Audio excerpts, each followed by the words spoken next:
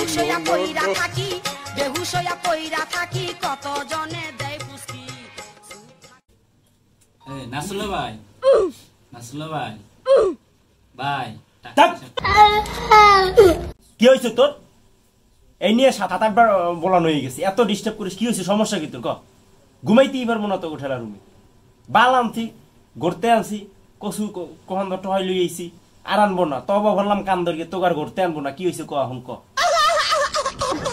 ভাই ওই যে আমি ওই যে 217 টাকা খরচ করলাম না, ওই হিসাবটা তো পাইলাম না ভাই।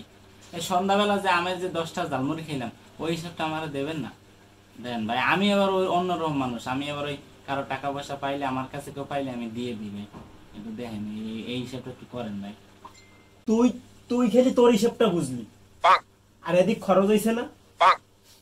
খরচ হয় নাই? ওই যে ফুডা নৌকায় উঠে ঘুরলি, প্রাকৃতিক খাওয়ানে লাভ চাকাইয়া ছবি তোলা সূর্যের দিক তাকাইয়া, নৌকায় উঠছে, ভাড়া দেবে কেটা?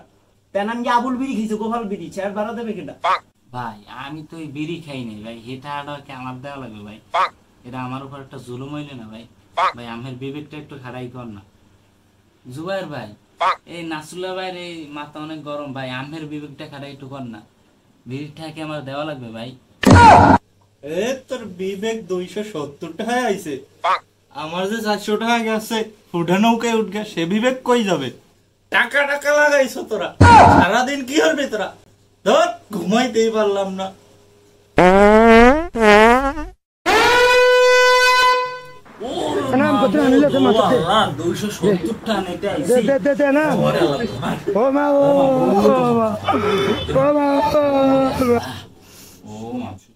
একটু পানি পুনি খা, অত করা পাত মাইছে দে না।